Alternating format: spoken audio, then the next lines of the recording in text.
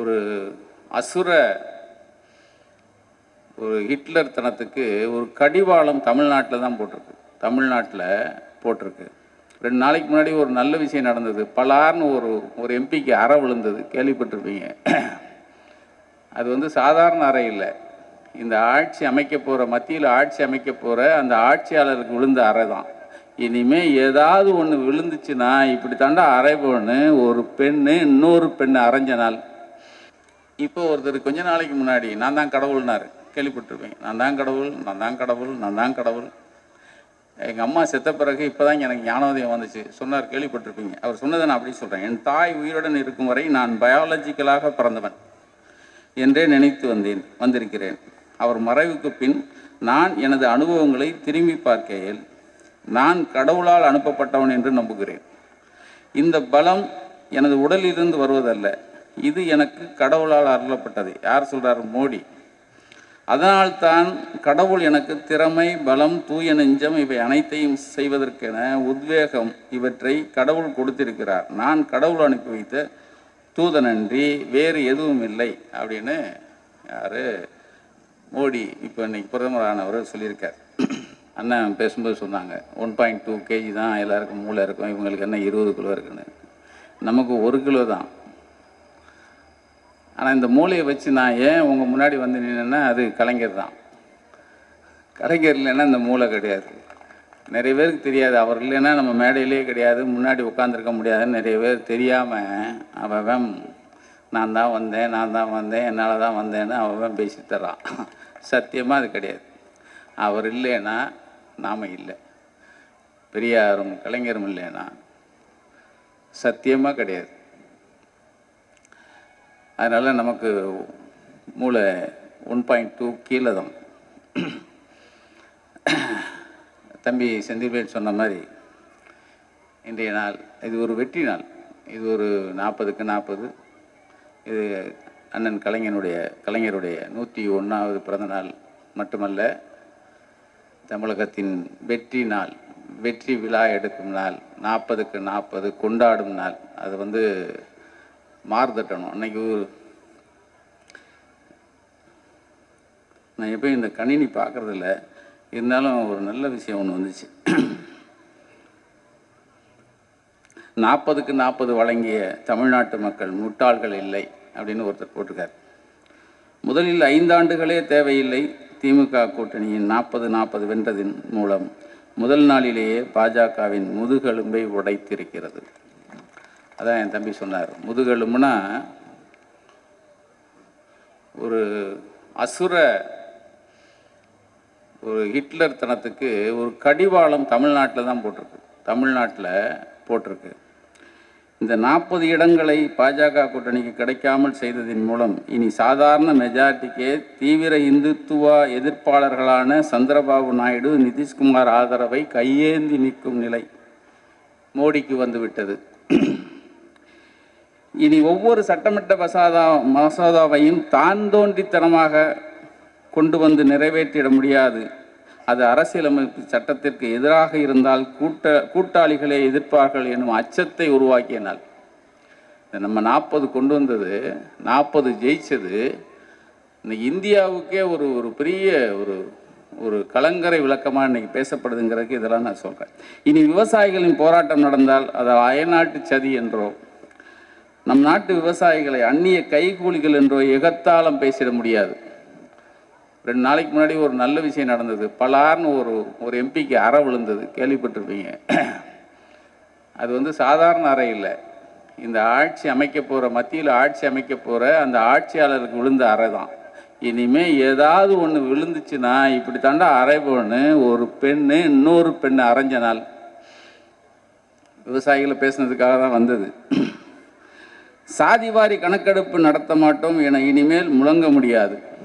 ஏன்னா நிதிஷ்குமார் அது வாக்குறுதியில் கொடுத்துருக்கார். இஸ்லாமியர்களுக்கென தனியாக இடஒதுக்கீடு தர முடியாது என திமிராக பேச முடியாது. ஏன்னா சந்திரபாபு நாயுடு அதை வந்து அவருடைய இதில் கொடுத்துருக்கார். மாநில அரசுக்கான நிதி பங்கீடுகளை முறைப்படி செய்ய வைக்க எதிர்க்கட்சிகளுக்கு வழி கிடைத்துள்ளது.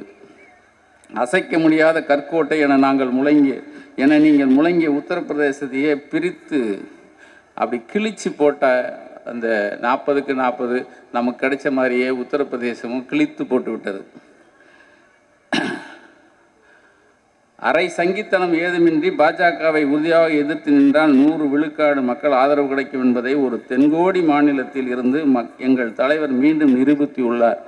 இந்தியா முழுவதும் உள்ள மாநில கட்சிகளுக்கு மதச்சார்பற்ற ஜனநாயகத்தின் மீது புது நம்பிக்கையை உண்டாக்கிய நாள் இந்த தமிழகம்.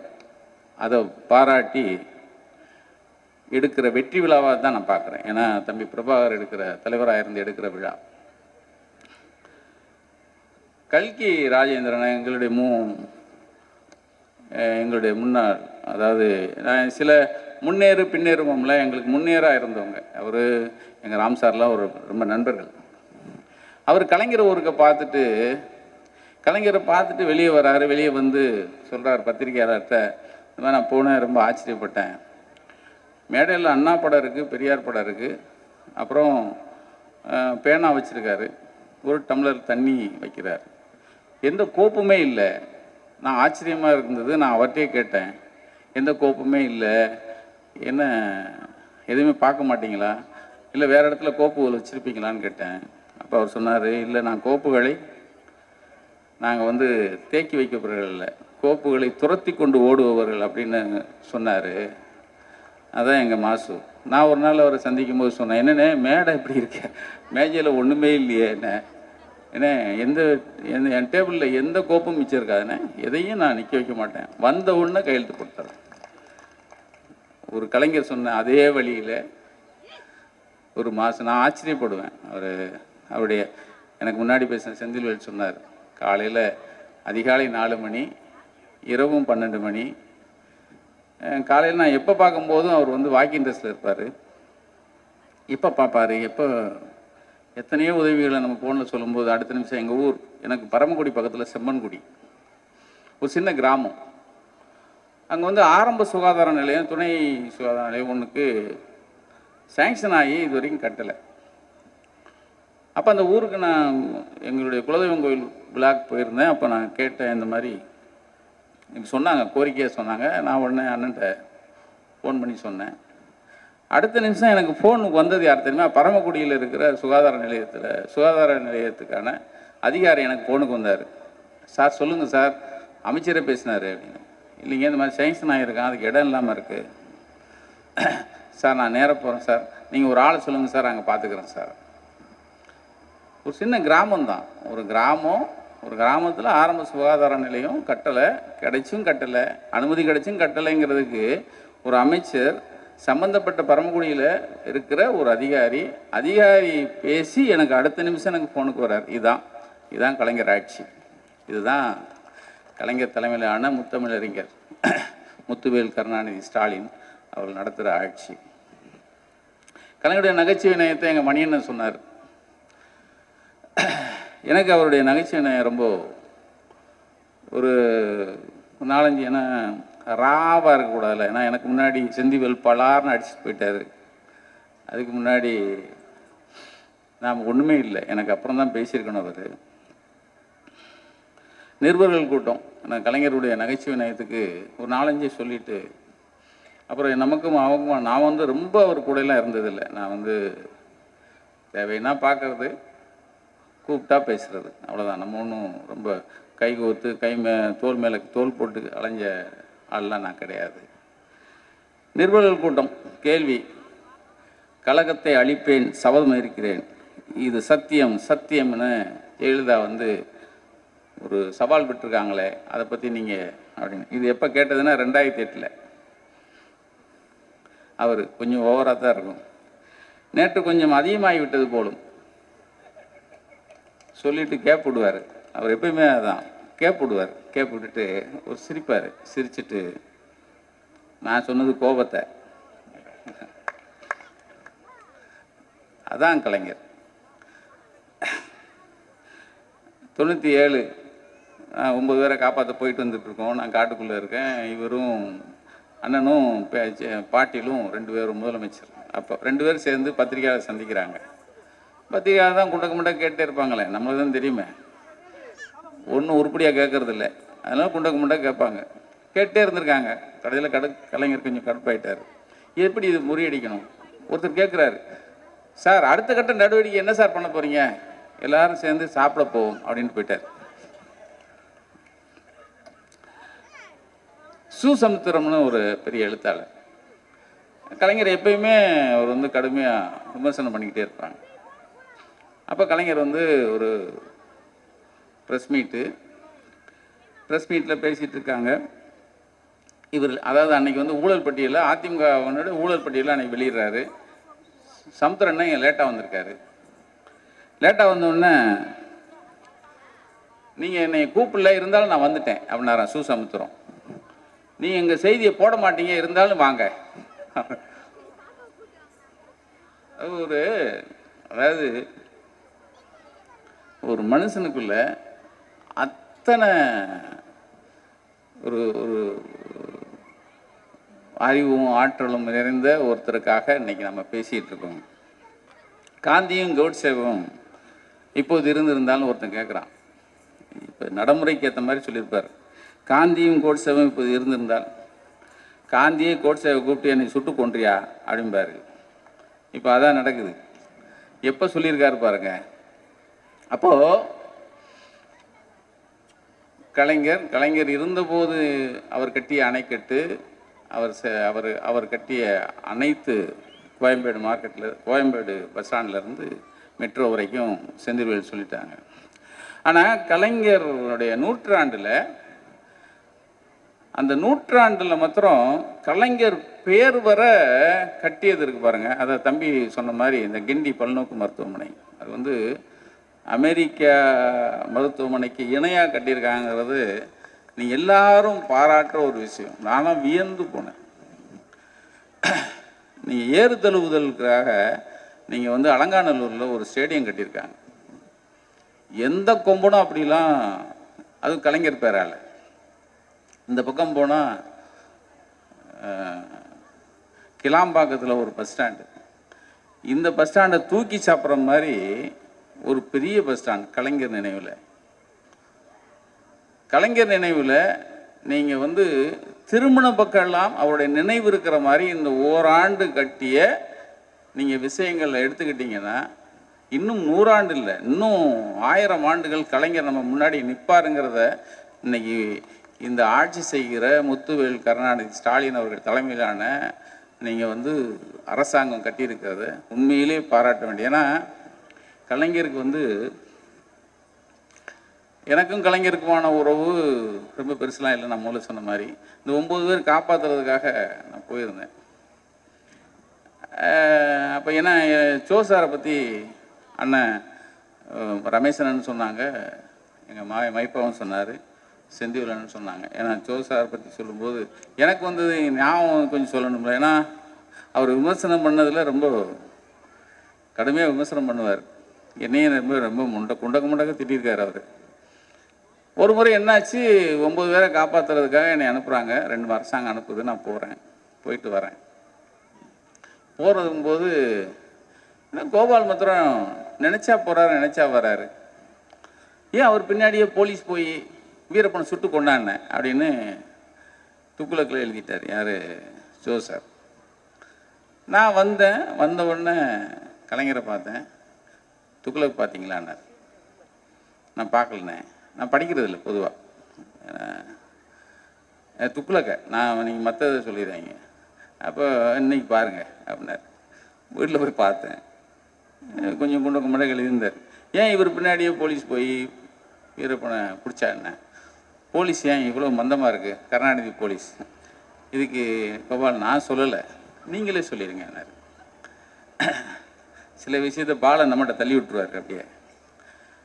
அப்போ எனக்கு சன் டிவியில் வீரபாண்டியன்னு ஒருத்தர் இருந்தார். அவர் நான் வந்த உடனே எனக்கு ஒரு நேருக்கு நேர். அப்போ சொன்னாங்க, இந்த மாதிரி ஒரு பெரிய பத்திரிக்கையாளர், இந்தியாவை போற்றக்கூடியவர், அவர் வந்து இல்லை நான் ஜோசாரை தானே சொல்கிறீங்க, சொல்லுங்கண்ணே. இல்லை இந்த மாதிரி சொல்லியிருக்காரு, உங்கள் பின்னாடியே போய், ஆனால் கோபால் மாத்திரம் பஸ்ஸில் போயிட்டு வர மாதிரி போயிட்டு வர்றாரு, நீங்களே போய் பின்னாடியே போய் பிடிக்க வேண்டியதானேன்னு சொன்னார். நான் சொன்னேன், சிஎம் கலைஞரும் சொன்னாங்க, அது பார்த்தீங்களா? நான் படித்தேன். அப்போ என்னை பதில் வர சொன்னாங்க. பதில் சொல்லி நீங்களே சொல்லிடுங்கன்னு சொன்னாங்க. நான் இப்போ சொல்கிறேன், நான் கலைஞர்கிட்ட சொல்லிடுறேன், நான் தூது போகிறத நிறுத்திடுறேன், சோ சாரை போக சொல்லுங்கன்னு நான் சொல்லிட்டேன். அதனால் அடுத்த முறை காட்டுக்கு போனோன்னா சோ சாரை தான் கலைஞர் சொல்லுவார்னு நினைக்கிறேன். அவர் போய் கூப்பிட்டு வந்தோம், ஏன்னா பஸ்ஸில் தானே போகிறோம், கூப்பிட்டு வந்துட்டோன்னு சொன்னோன்னு கேட்டேன். நல்லா சொன்னீங்கன்னாரு கலைஞர். நைட்டு 10:30 மணிக்கு எனக்கு போகணும். யார்? ரஜினி சார். கோபால் சொல்லுங்கண்ணே. ஜோ சார் ஃபோன் பண்ணார். என்னென்ன? கோபால் என்னை கொல்றதுக்கு திட்டம் போட்டார்.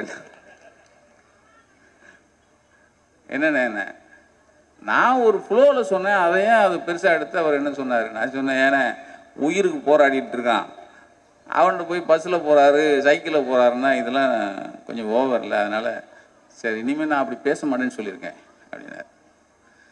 அதாவது ஒரு பத்திரிகையாளர், கலைஞர் ஒரு பத்திரிகையாளர், அவர் பதில் சொல்லியிருக்கலாம்.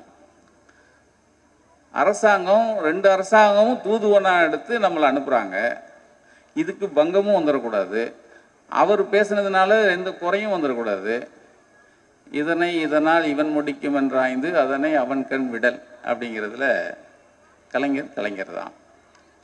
அடுத்து இப்போ ஒருத்தர் கொஞ்ச நாளைக்கு முன்னாடி நான் தான் கடவுள்னாரு, கேள்விப்பட்டிருப்பீங்க. நான் தான் கடவுள். எங்கள் அம்மா செத்த பிறகு இப்போ தான் எனக்கு ஞானோதயம் வந்துச்சு சொன்னார், கேள்விப்பட்டிருப்பீங்க. அவர் சொன்னதை நான் அப்படி சொல்கிறேன். என் தாய் உயிருடன் இருக்கும் வரை நான் பயாலஜிக்கலாக பிறந்தவன் என்றே நினைத்து வந்திருக்கிறேன். அவர் மறைவுக்கு பின் நான் எனது அனுபவங்களை திரும்பி பார்க்கையில் நான் கடவுளால் அனுப்பப்பட்டவன் என்று நம்புகிறேன். இந்த பலம் எனது உடலிலிருந்து வருவதல்ல, இது எனக்கு கடவுளால் அருளப்பட்டது. யார் சொல்கிறார்? மோடி. அதனால்தான் கடவுள் எனக்கு திறமை, பலம், தூய நெஞ்சம் இவை அனைத்தையும் செய்வதற்கென உத்வேகம் இவற்றை கடவுள் கொடுத்திருக்கிறார். நான் கடவுள் அனுப்பி வைத்த தூதனன்றி வேறு எதுவும் இல்லை அப்படின்னு யார்? மோடி இப்போ இன்னைக்கு பிரதமரானவர் சொல்லியிருக்கார். கலைஞர் பல ஆண்டுகளுக்கு முன்னாடியே அவர் ஒரு பதில் சொல்லியிருப்பார். யாருக்கு? மோடிக்கு. அப்பயே இப்படிலாம் சொல்லுவார்னு நினச்சி மோடிக்கு அப்பயே ஒரு பதில் சொல்லியிருப்பார். ஒரு ஆஸ்பத்திரி திறக்க போயிருந்துருக்காங்க. யார்? கலைஞர் திறந்த உடனே, அண்ணே உங்கள் கைராசினே திறந்து வாங்க, அதனால தானே உங்களை கூப்பிட்டோன்னாரு. யோ, ஆஸ்பத்திரிக்கு போய் கைராசின்னு சொன்னால் ஏயா? ஒரு கடையை திறந்து வச்சா கைராசி இருந்தால் நிறைய பேர் வியாபாரம் பண்ணுவான். ஆஸ்பத்திரிக்கு கைராசின்னு சொன்னால் அப்போ நோயாளி நிறைய வரணும்னா அப்போ நான் ஆளுகிற தமிழகத்தில் இருக்கிற மக்கள் பூரா நோயாளியான நீ சொல்கிறியா? கைராசின்னு சொல்லாத, இங்கே வர்றவங்க நல்லபடியாக குணமாகி போகணும், அதுக்காக என்னை கூப்பிட்டாங்கன்னு சொல்லு, அதை வேணால் ஒத்துக்கிறேன் அப்படின்னு சொன்னாரான். அதுக்கடுத்து ஒருத்தர், நீங்கள் தெய்வம் போல வந்திருக்கீங்க. நான் தெய்வம் என்றால் இப்போது கூட 5-6 நாள் தேர்தல் பிரச்சாரத்தில் ஈடுபட்டு விட்டு உடம்பு வலியுடன் நின்று கொண்டிருக்கிறேன். தெய்வத்திற்கு உடம்பு வலி வருமா? தெய்வத்திற்கு தலைவலி, கால் வலி, கண் வலி இதெல்லாம் வருமா? தெய்வத்திற்கு ஹார்ட் ட்ரபிள் வருமா? தெய்வத்திற்கு கிட்னி ட்ரபிள் வருமா? இது பூரா கேட்குறாரு. எனவே என்னை தெய்வம் என்று சொல்லி தெய்வத்தை இழிவுபடுத்தாதீர்கள், அதே போல் என்னையும் கேலி செய்யாதீர்கள். தெய்வம் பேசாது, நான் பேசுகிறேன். எனவே நம்முடைய நண்பர்கள், கழக உடன்பிறப்புகள் இதய தெய்வம் தெய்வம் என்றெல்லாம் என்னை அழைப்பதை விட்டுவிட வேண்டும். அவர் சொல்றார், உங்கள் அன்பை பாசத்தை வேறு விதமாக பொழிந்தால் போதுமானது, என்னை தெய்வமாக்கி விடாதீர்கள். ஏனென்றால் நாம் தெய்வத்தை ஏற்றுக்கொள்கிறோமோ இல்லையோ, தெய்வம் நம்மை ஏற்றுக்கொள்கிற அளவுக்கு நாம் நடந்து கொள்ள வேண்டும். அதுதான் உண்மைக்கு மனசாட்சிக்கு ஏற்ற முறையிலே நம்முடைய வாழ்வை அமைத்து கொள்ள வேண்டும். அப்படிப்பட்ட வாழ்வை அமைத்து கொண்டிருக்கிற ஒரு குடும்பத்தினுடைய அன்புக்குரிய உடன்பிறப்பு சோன்சோ டாக்டர், அதை அப்புறம் சொல்லி பாராட்டுறேன். ஏன்னா ஒரு தீர்க்கதரிசிக்கு இன்னைக்கு விழா எடுக்கிறோம். 30 வருஷத்துக்கு முன்னாடி சொன்ன பதில் 30 வருஷத்துக்கு பிறகு இன்னைக்கு ஒருத்தர் நான் கடவுளுங்கிறாரு, அவருக்கு அந்த பதில் ஒத்து போகுது. நான் எனக்கு தெரிய ஒரு இத்தனை திறமையுள்ள ஒரு முதலமைச்சரை தமிழகம் கண்டதில்லை. இத்தனை திறமை வாய்ந்த ஒரு ஒரு ஒரு தலைவனை இந்த கழகம் கண்டதில்லை. இத்தனை திறமை வாய்ந்த ஒரு குடும்பஸ்தரை அந்த குடும்பம் கண்டதில்லை. நான் இன்றைக்கும் சொல்கிறேன், அவரால் தான் நாங்கள் நிற்கிறோம் அப்படிங்கிறத இந்த மேடையில் உறுதியாகவும் அறுதியாகவும் சொல்லி இந்த வாய்ப்பை எனக்கு அளித்த அன்பன் பிரபாகர் அவர்களுக்கும் மாசு அவர்களுக்கும் நன்றி கூறி விடைபெறுகிறேன். நன்றி வணக்கம்.